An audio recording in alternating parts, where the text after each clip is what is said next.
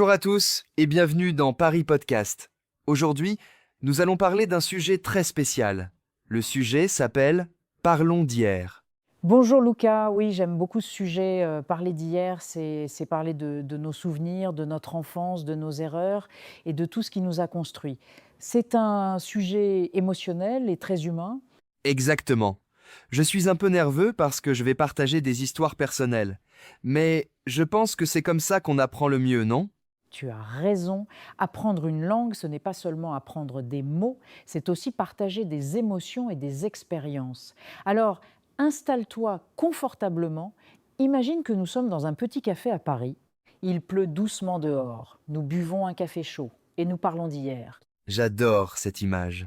Alors, Emma, je commence par une question simple. Quand tu étais petite, quel était ton jeu préféré? Oh, quelle bonne question. Mon jeu préféré, c'était la corde à sauter. Je sautais pendant des heures avec mes amis devant mon immeuble. C'était simple mais tellement amusant. Et toi, Lucas? Moi, j'adorais collectionner les cartes de foot. Chaque semaine, j'achetais un paquet de cartes avec mon argent de poche. J'essayais d'avoir toutes les cartes de mon équipe préférée. C'est amusant. Tu te souviens du nom de ton équipe préférée? Bien sûr. Mon équipe préférée, c'était le Bayern Munich. J'avais une grande affiche dans ma chambre.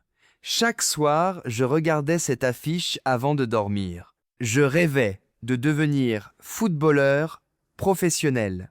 Vraiment? Tu voulais être footballeur? Oui, comme beaucoup d'enfants, je pense. Je passais des heures à jouer au foot dans le parc près de chez moi. Peu importe la météo. S'il pleuvait, je jouais sous la pluie. S'il faisait très froid, je jouais avec des gants. C'est une belle image. L'enfance, c'est souvent une période sans peur.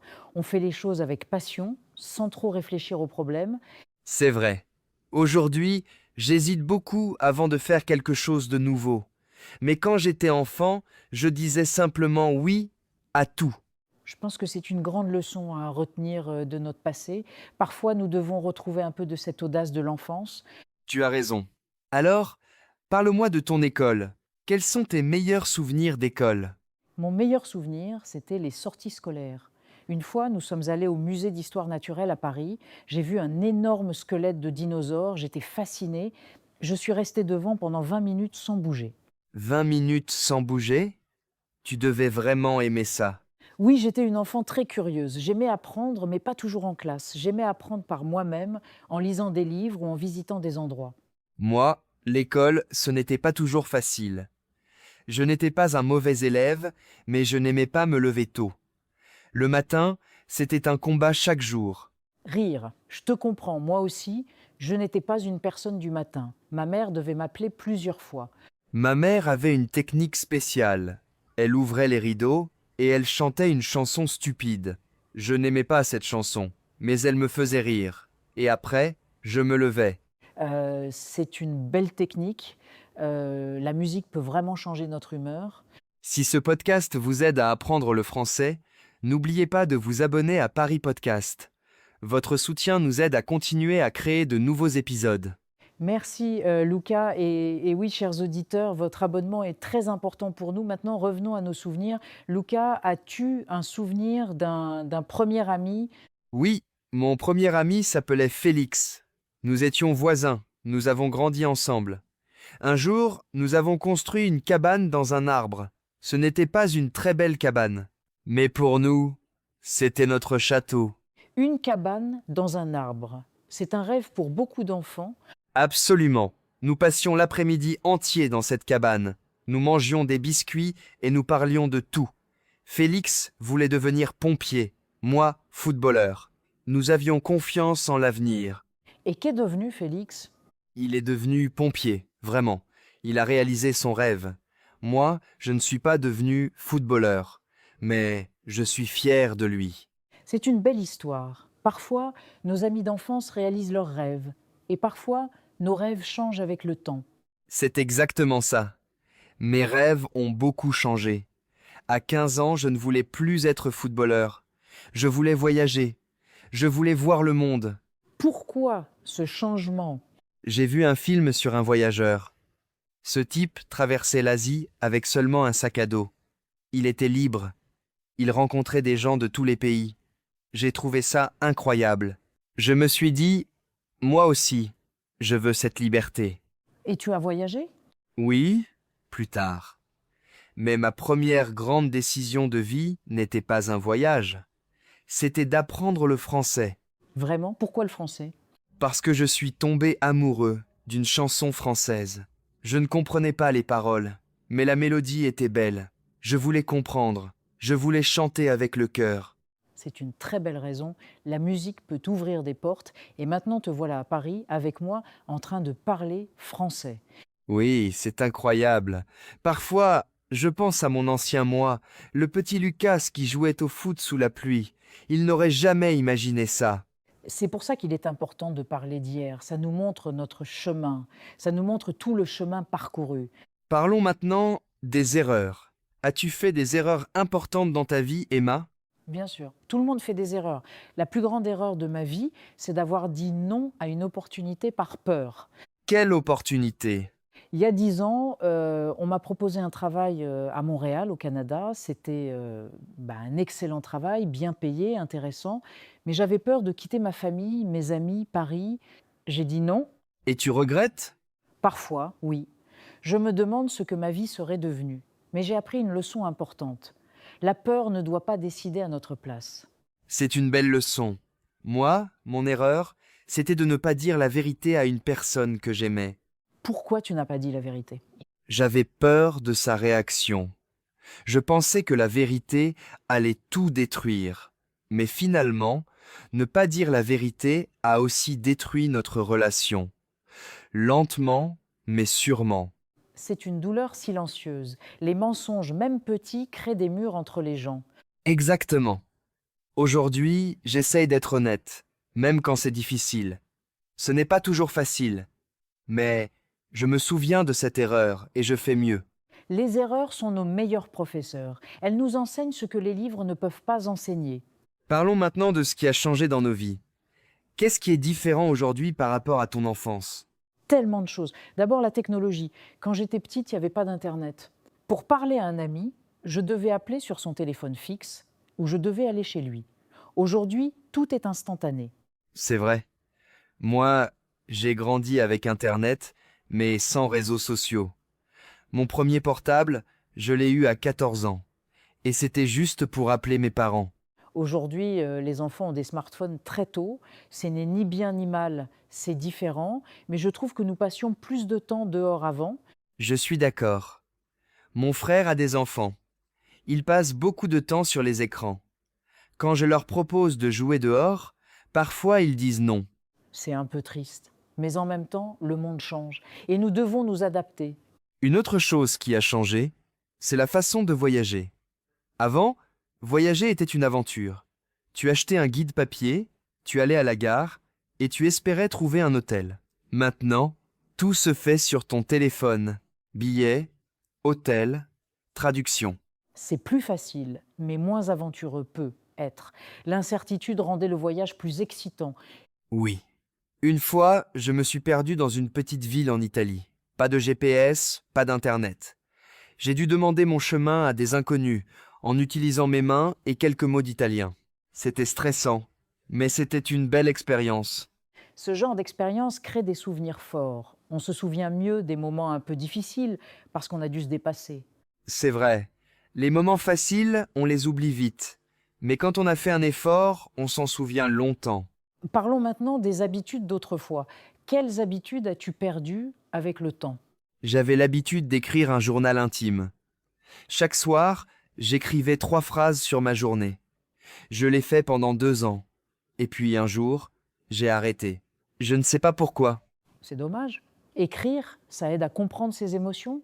Toi, quelle habitude as-tu perdue? Je lisais beaucoup. Chaque soir avant de dormir, je lisais au moins 20 pages. Maintenant, je regarde souvent une série ou je scrolle sur mon téléphone. J'ai perdu cette belle habitude de lecture. Pourquoi ne pas recommencer? Tu as raison, pourquoi pas. Parfois, on oublie qu'on peut toujours revenir à de bonnes habitudes. Il n'est jamais trop tard. Exactement. Parlons des leçons apprises. Quelle est la leçon la plus importante que la vie t'a apprise jusqu'ici? La vie m'a appris que tout passe. Les bons moments passent. Les mauvais moments passent aussi. Rien n'est éternel. Alors il faut profiter des bons moments et ne pas trop s'inquiéter des mauvais. C'est une leçon de sagesse. Moi, j'ai appris qu'il ne faut pas comparer sa vie à celle des autres, Pourquoi? parce qu'on voit seulement ce que les autres veulent bien montrer. Sur les réseaux sociaux, tout le monde semble heureux, riche, parfait. Mais ce n'est pas la réalité. Chaque personne a ses problèmes, ses doutes, ses difficultés. C'est tellement vrai. La comparaison est une voleuse de joie, comme on dit. Exactement. J'ai passé trop de temps à regarder la vie des autres au lieu de construire la mienne. Parlons maintenant des regrets. As-tu des regrets, Lucas? Oui, j'ai des regrets. Mon plus grand regret, c'est de ne pas avoir passé plus de temps avec mes grands-parents. Ils sont morts maintenant. Et je me souviens que, parfois, je préférais jouer à des jeux vidéo plutôt que de leur rendre visite.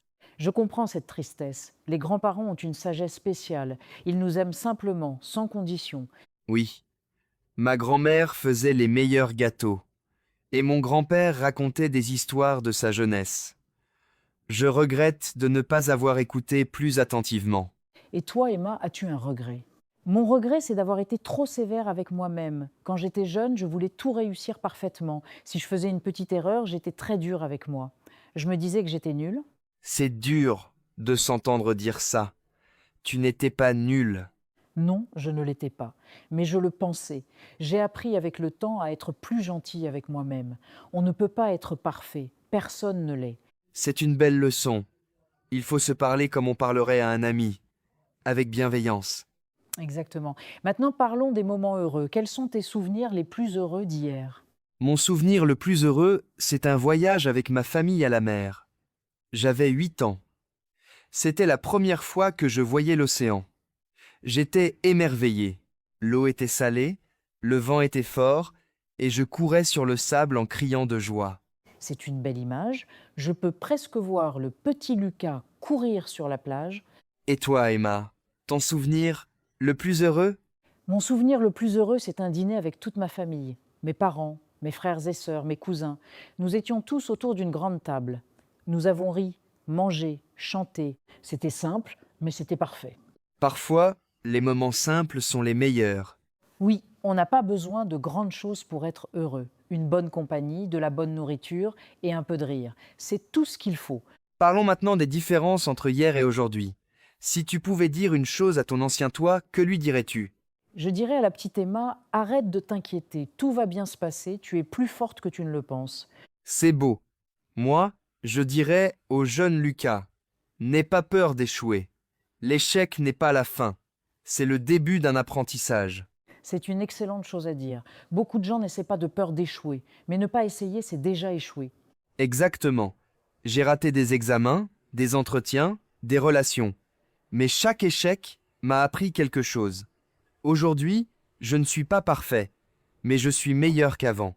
Et c'est tout ce qui compte, progresser, un pas à la fois. Alors, quels sont tes objectifs pour l'avenir, Lucas? Mon objectif, c'est de continuer à apprendre le français. Je veux parler couramment, sans chercher mes mots.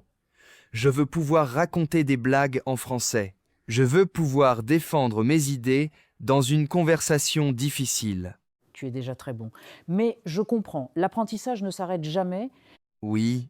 Et toi, Emma, quel est ton objectif pour l'avenir? Mon objectif, c'est d'écrire un livre. J'ai toujours voulu écrire une histoire, pas un grand roman, juste une petite histoire vraie, sur la vie, sur les gens, sur Paris. C'est un bel objectif. Tu dois commencer. Rire, tu as raison, parfois on attend le moment parfait, mais le moment parfait n'existe pas. Il faut commencer maintenant.